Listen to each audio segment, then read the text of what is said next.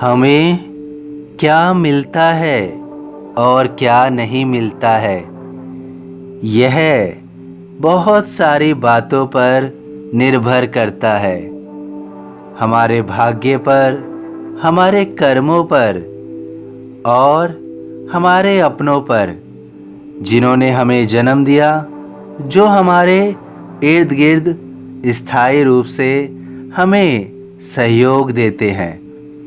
इन सभी बातों पर निर्भर करता है कि हमें जीवन में क्या मिला है, क्या मिला था और क्या मिलेगा।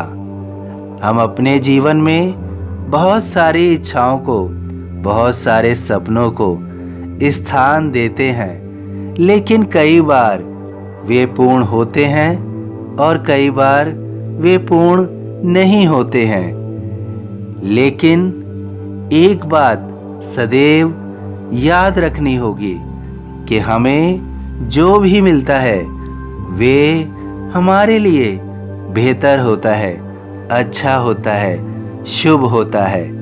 हमें कभी भी वो नहीं मिलता है जो हमारे लिए शुभ ना हो, अच्छा ना हो। अगर हमें महसूस होता है कि ये हमारे लिए अच्छा नहीं है, फिर भी हमें क्यों मिला, तो ये हमारा गलत सोचना है। क्योंकि जो हमें आज गलत लग रहा है, आने वाले समय में वह निश्चित रूप से हमें सही लगेगा। क्योंकि जो भी हमें मिल रहा है, लेकिन अगर हमें महसूस होता है कि उससे तो हमें पीड़ा हो रही है, वास्तव में वह पीड़ा नहीं होती है, वास्तव में वह एक दुख नहीं होता है, वह तो केवल एक सीख होती है, अनुभव होता है, जो जीवन में कारगर होता है, काम देता है। इसलिए हमें वे आज तो अच्छे नहीं लग रहे हैं, लेकिन भविष्य में वह हमारे लिए बहुत हितकारी होते हैं।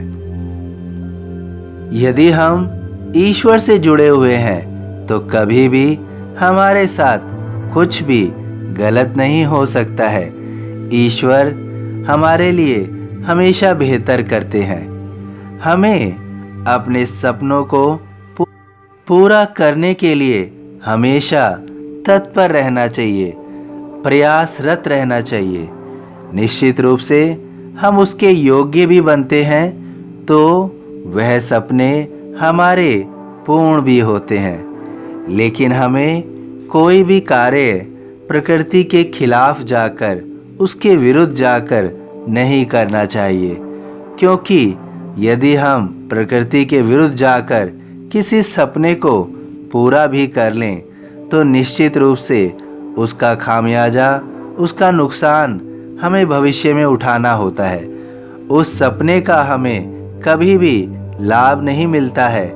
यह हमारी गलतफहमी होती है कि वह सपना हमारा पूर्ण हो गया है।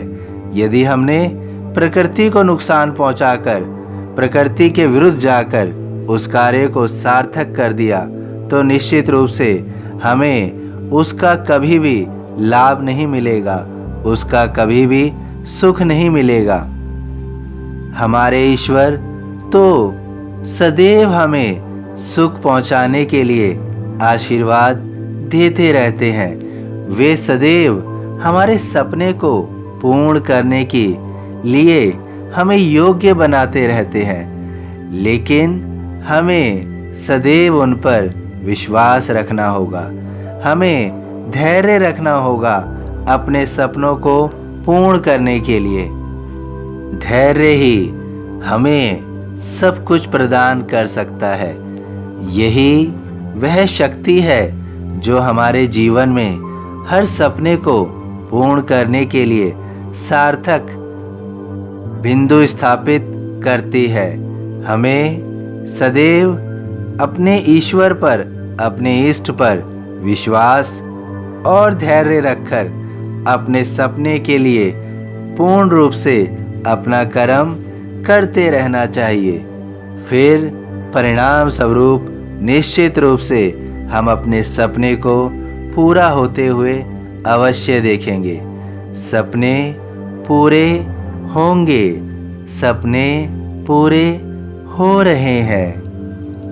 जो शिरडी में आएगा आप दूर भगाएगा।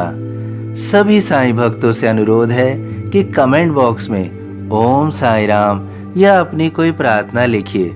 वीडियो पसंद आया हो तो वीडियो को लाइक कीजिए, अन्य साईं भक्तों में शेयर ज़रूर कीजिए। इस चैनल को सब्सक्राइब कीजिए, बेल आइकॉन के बटन को दबाइए। ओम साईं राम।